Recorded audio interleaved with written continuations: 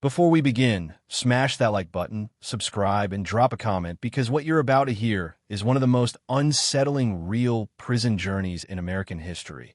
A story of a young man whose life twisted from the streets of Chicago into one of the most radical transformations ever seen behind bars. It begins at its darkest peak, a dim, claustrophobic solitary confinement cell inside San Quentin. The walls were so close they felt like they were breathing. The air was stale, thick, and silent, the kind of silence that breaks the mind before the body. A guard's footsteps echoed down the tier, slow, taunting, as if reminding him of a truth he could never escape. Outside that steel door, his name was already circulating through whisper networks of inmates and officers. Some feared him, some hated him, some believed he was becoming too powerful for a man locked in a concrete box. But this moment, this pressure, this tension, this quiet war didn't come from nowhere. It wasn't born inside that cell. It started years earlier, far from the prison yard, in a place where no one imagined the boy who grew up there would one day have his letters studied by universities, activists, and authorities alike. Before the political writings, before the radical ideology, before the relentless battles with prison officials, there was just a kid trying to navigate two American cities that shaped him more than he could ever admit. So how does a boy from Chicago and Los Angeles end up in the belly of one of America's most dangerous prisons, locked in solitary with a reputation already burning like wildfire? To understand this moment inside San Quentin, we need to go back, long before the steel doors slammed shut, to where his story really begins. George Lester Jackson was born on September 23, 1941, in Chicago, Illinois, the second of 5 children in a working-class African-American family. The city was a maze of narrow streets, crowded neighborhoods, and hard lessons learned early. Crime and poverty were constant shadows, shaping young George's view of the world. His family moved to Los Angeles in 1956, seeking better opportunities, but the city carried its own dangers, and for a boy on the edge of adolescence, the streets were both a classroom and a battleground. By his teenage years, George had already begun to skirt the law. Encounters with local gangs, petty theft, and neighborhood conflicts marked his early years. At just 15, he found himself in juvenile detention, a place designed to reform, but often teaching toughness above all else. He was introduced to the rigid routines, the cold authority of guards, and the unforgiving hierarchy among inmates. Each day hardened him, sharpened his instincts, and taught him that survival often required more than compliance. It required awareness, courage, and calculation. At 18, George committed the crime that would change his life forever, a robbery of $70 from a Standard Oil gas station in Los Angeles. Arrested and tried for the offense, he received an indeterminate sentence of 1 year to life in California's prison system.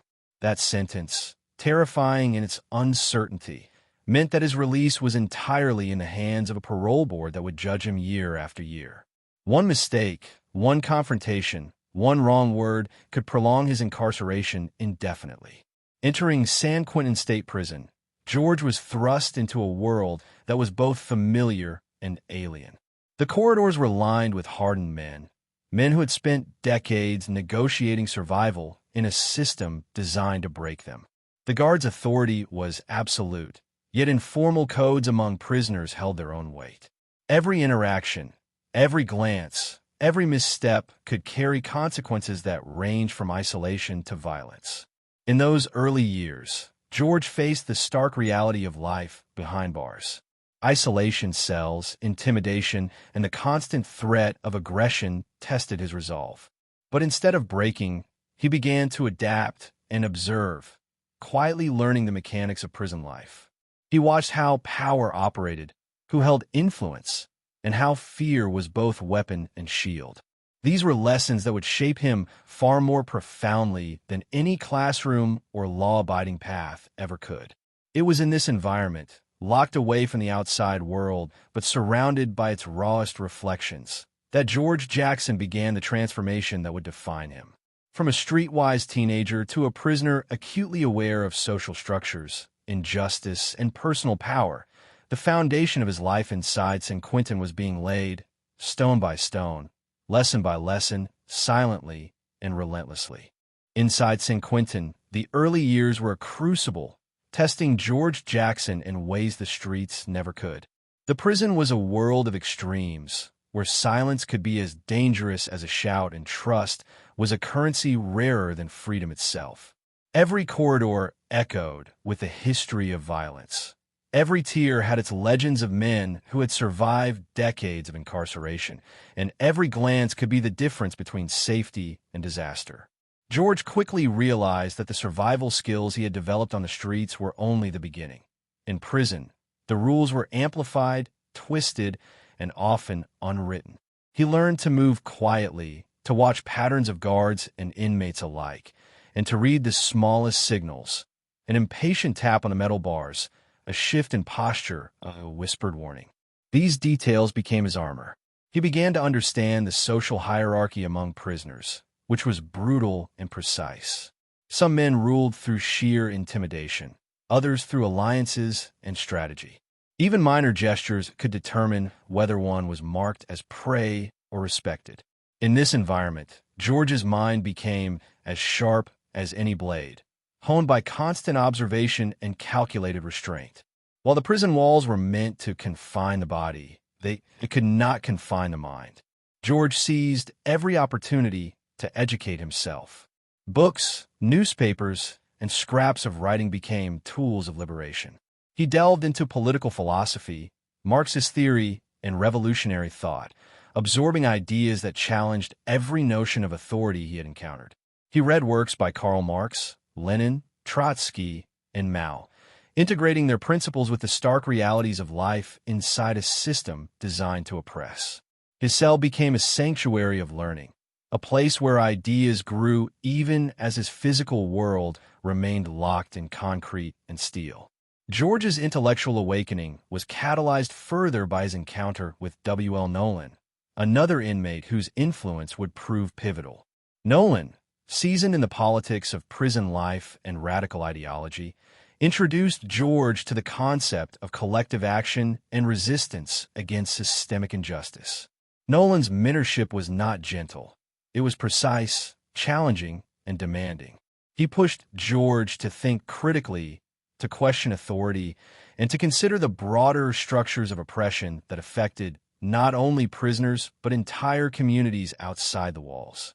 This guidance would shape George's philosophy, turning him from a streetwise youth into a man with a purpose and a plan. Yet, even as his mind expanded, the dangers of prison remained immediate and pressing. Gang rivalries simmered beneath the surface. Prison staff wielded absolute power, and moments of tension could erupt into violence at any second. George witnessed incidents where small disputes escalated into fatal confrontations. He saw men endure long stretches in solitary confinement for minor infractions and others who never survived a day in the yard. The lessons were relentless. Intelligence and courage were vital, but vigilance and strategy were essential for survival. George also began chronicling his observations and reflections in letters. These were not mere messages to family or friends. They were rigorous analyses of prison life, social inequality, and the dynamics of power behind bars. Every sentence was a careful record of the injustices he witnessed, of the human spirit tested under extreme conditions, and of the strategies necessary to endure and resist. His writings would later become a foundation for understanding the inner workings of the American prison system, providing an unflinching view of what life inside truly demanded. As the years passed, George's reputation quietly grew. Fellow inmates noted his calm in tense situations, his refusal to submit to unnecessary intimidation, and his ability to navigate conflicts with foresight. Officers began to recognize him as a figure who was aware, unafraid, and deliberate, someone who understood the rules of the institution far better than most. In a place where survival often depended on fear and submission, George's combination of intellect, observation, and self-discipline marked him as extraordinary. By the time he had spent several years in San Quentin, George Jackson was no longer just a teenage street criminal trapped in a massive penitentiary. He had become a student of the system, a man whose mind had grown sharper and whose understanding of human behavior was profound. The boy who had once run the streets of Los Angeles had transformed into someone who could endure the pressures of solitary confinement, survive the most dangerous tiers, and begin to see himself as part of a larger struggle, one that extended beyond the prison walls, beyond even his own confinement. Every night in his cell, as the shadows of the bars stretched across the concrete floor, George reflected on the life that had brought him here and the life he intended to shape from within these walls.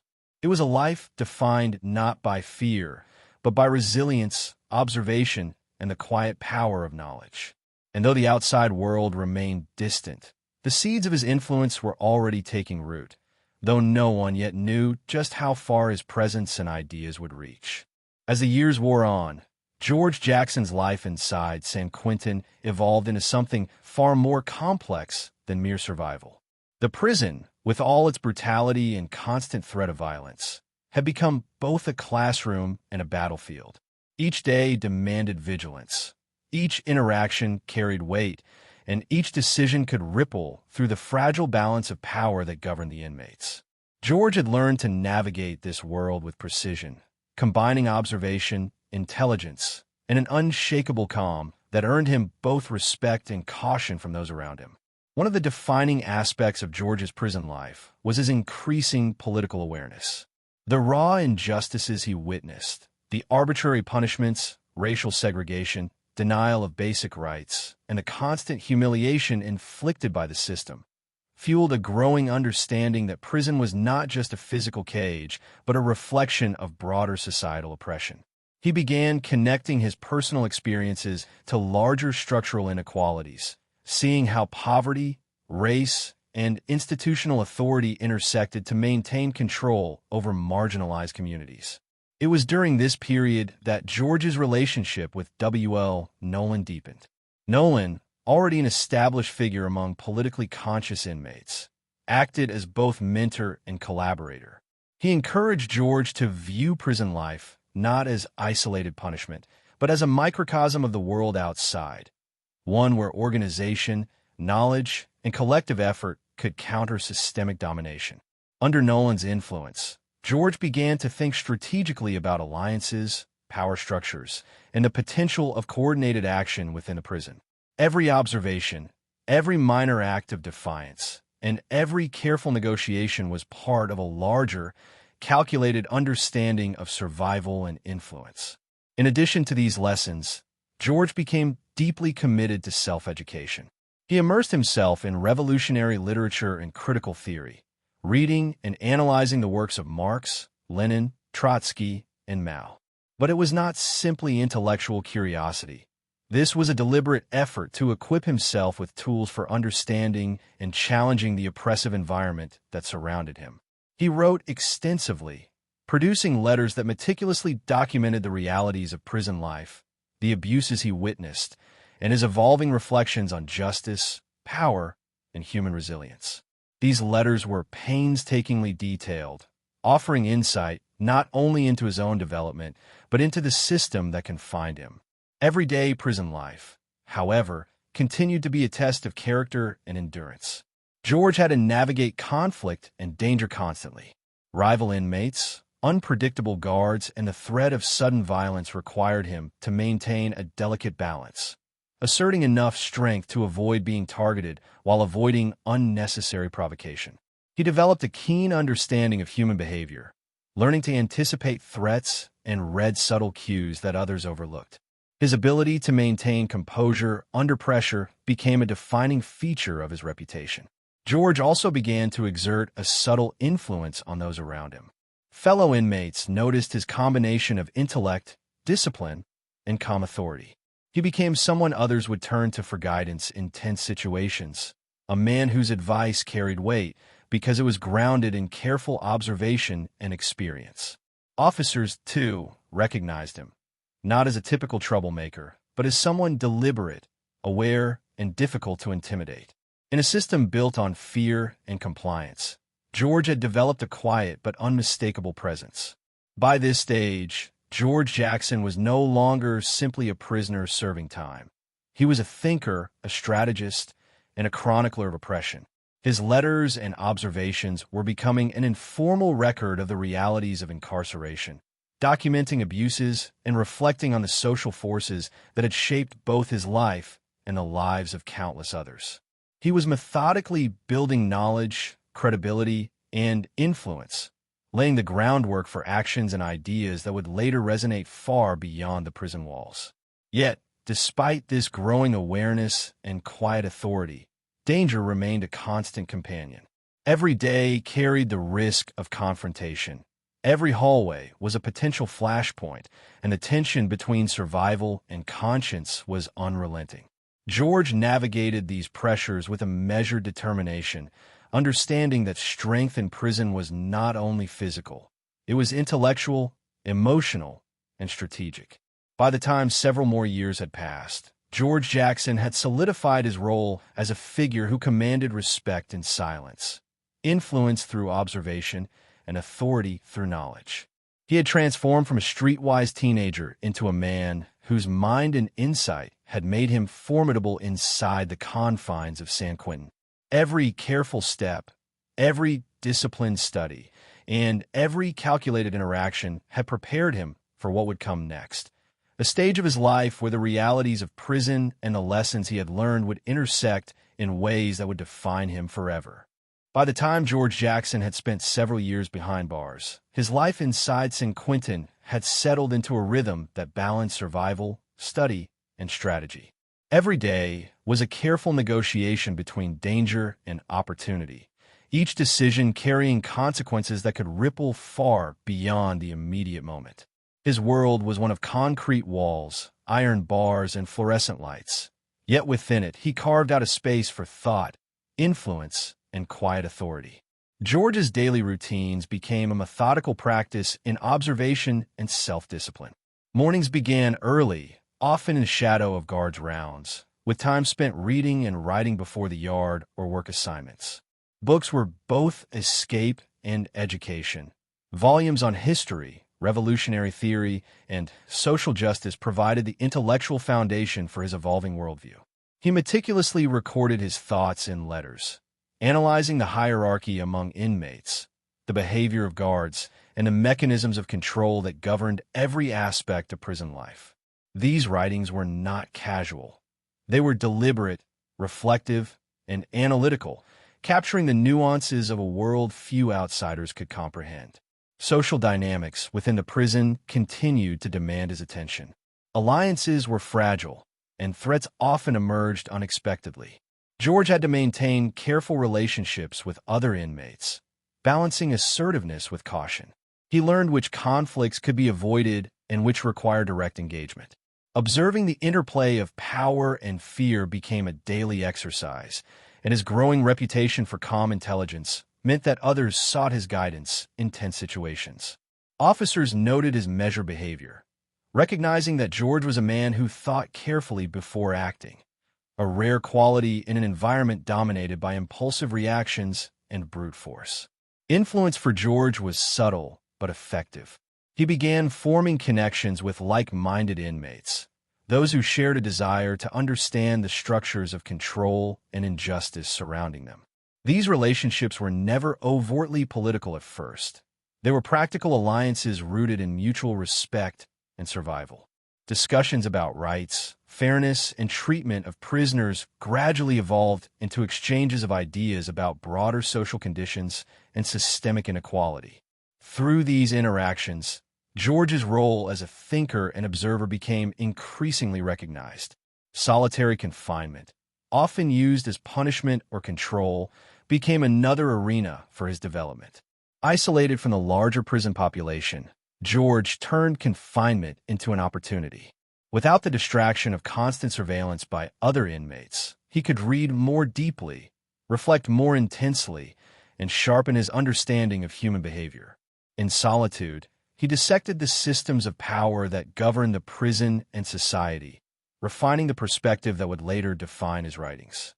Despite the intellectual and strategic growth, the physical realities of prison remained inescapable. The constant threat of violence, the unpredictability of fellow inmates, and the harsh authority of guards were omnipresent. George learned to navigate these dangers without losing his focus or letting fear dictate his actions. He recognized that true strength in prison was measured not by brute force alone, but by composure, knowledge, and the ability to anticipate and respond to threats. Over time, George Jackson became a figure whose presence subtly influenced the environment around him. Inmates looked to him for insight, guidance, and leadership, while guards recognized his awareness and discretion. His intellectual rigor, coupled with his ability to survive and thrive in one of America's most dangerous prisons, made him a man whose influence extended beyond the confines of his cell. By the end of this period, George's life had crystallized into a disciplined, strategic existence. His survival depended not just on physical toughness, but on his mind, his analysis, and his growing understanding of human behavior under pressure.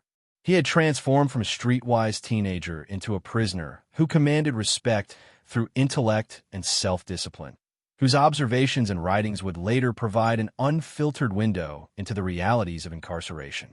Though the outside world remained distant and largely unaware of his existence, George Jackson was quietly preparing for a new chapter in his life, a chapter in which the lessons of early survival, self-education, and strategic thinking would converge in ways that no one inside or outside San Quentin could yet predict. He had become more than a prisoner. He had become a chronicler, a thinker, and a man whose mind was as formidable as the walls that confined him. As George Jackson approached the end of this phase of his prison life, the years of observation, study, and careful navigation of San Quentin had transformed him into a man few could underestimate. The boy who had arrived from Los Angeles with a criminal record and uncertain future had grown into a prisoner whose intellect, discipline, and strategic insight were unmatched. Every detail of daily life, meals, yard time, work assignments, and interactions with guards, was a lesson in human behavior, power, and resilience. George's letters, now numerous and meticulously detailed, chronicled the realities of prison life with unparalleled clarity. They described not only the harsh conditions, racial tensions, and arbitrary punishments, but also the subtleties of social alliances, the psychology of fear, and the ways men adapted to survive in extreme circumstances. These writings became a testament to his keen mind and the extraordinary capacity for endurance he had cultivated behind bars. Within the walls, he had become a quiet force. Fellow inmates respected his ability to remain calm under pressure, to anticipate conflict, and to provide guidance when tensions arose. Officers, too, recognized him as someone aware, deliberate, and difficult to intimidate. George had mastered the delicate balance of asserting himself without attracting unnecessary attention, of gaining influence without direct confrontation. It was a precarious equilibrium, but one he had honed with precision. By this point, George Jackson's understanding of the prison system extended beyond survival. He recognized it as a reflection of societal oppression, a microcosm of injustice and inequality. His thoughts increasingly blended personal experience with broader social analysis, laying the foundation for the ideas that would later define his role as an activist and thinker. Every moment in the cell, every observation in the yard, every interaction with authority was recorded mentally, dissected, and integrated into a growing awareness of power and control. Though his life remained confined to the steel and concrete of San Quentin, George was no longer simply a prisoner. He was a thinker, a chronicler, and a strategist. The foundations of his influence, leadership, and ideology were firmly established, ready to intersect with events that would eventually thrust him into national attention. And though the story of the Soledad brothers and the later tragic chapters of his life would capture headlines, the story of how he became the man he was, through careful observation, relentless study, and unyielding discipline, was already remarkable on its own. George Jackson's early life and prison years serve as a stark reminder that even within the most oppressive systems, the human mind can find ways to grow, resist, and endure.